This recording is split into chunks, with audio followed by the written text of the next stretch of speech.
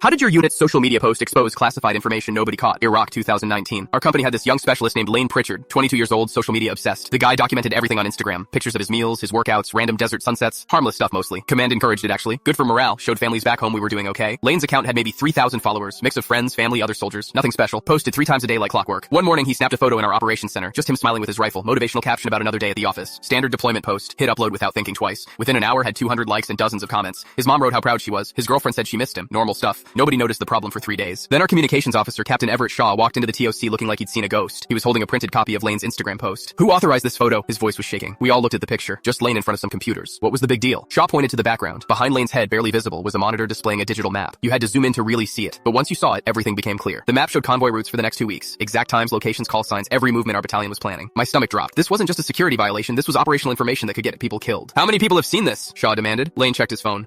3,247 views, sir? The TOC went silent. 3,000 people had seen classified convoy routes. Any one of them could be sharing it, screenshotting it, sending it to God knows who. Shaw immediately called the battalion commander. Within 20 minutes, our entire chain of command was in that room. Major, lieutenant colonel, even a full bird colonel from brigade. They pulled up Lane's Instagram on the big screen, started zooming in on that background monitor. The routes were crystal clear if you knew what you were looking at. Delete the post immediately, the colonel ordered. Lane's hands fumbled with his phone. Done, sir. It's gone. Doesn't matter, said our intelligence officer. 3,000 people saw it. Screenshots exist, probably already on multiple devices. The colonel turned to Shaw. Change every convoy route, every single one. I don't care if it delays operations. We assume the enemy has this information now. For the next 6 hours, our entire operations staff worked to redo 2 weeks of planning. Different routes, different times, different coordination with other units. Absolute chaos. Lane sat in the corner, head in his hands. His career was obviously over. Probably facing court-martial for compromising classified information. But then something weird happened. Intelligence started monitoring enemy communications. Radio chatter, intercepted messages, the usual surveillance. Looking for any indication the enemy had seen the post. Nothing. Not a single word about convoy routes or ambush planning. Like they had no idea. 3 days passed. Our first convoy rolled out on the new route. No contact, no IEDs, nothing. Captain Shaw came back to the TOC with a strange expression. Intelligence ran an analysis on Lane's followers. Every single one was verified as either military, family, or close friends. No suspicious accounts, no foreign connections. What does that mean? I asked. Means the 3,000 people who saw it were all people we could trust. By pure luck, no one malicious ever accessed it. The investigation continued for 2 weeks. They interviewed Lane's followers, checked IP addresses, monitored download data, never found a single compromise. Lane still got an Article 15, lost a rank, lost pay, got extra duty, but they didn't court-martial him. The colonel said he'd already suffered enough knowing what could have happened. The real consequence came at the command level. Someone asked why classified information was visible on an unprotected monitor in a space where personal phones were allowed. That question opened a massive security review. Turned out 12 different areas on base had similar vulnerabilities. Classified material visible to anyone with a camera. Brigade installed new protocols. Phones banned in operational areas. Privacy screens on all monitors. Random security audits. The whole base got overhauled. 6 months later, a soldier from a different unit posted a similar photo, but this time new security measures caught it before it went live. Phone automatically flagged the image, sent an alert to the command team. They traced it back to Lane's incident. The new protocols existed specifically because of his mistake. Lane finished his deployment, got out of the army. Last I heard, he works in cybersecurity now. Teaches companies about social media risks and operational security. Uses his own Instagram post as the main training example. Shows how one casual photo almost compromised an entire battalion. His old Instagram is deleted, but he kept one screenshot of that photo, framed in his office with a caption underneath. 3,000 views, 0 enemy contacts, 100% pure luck.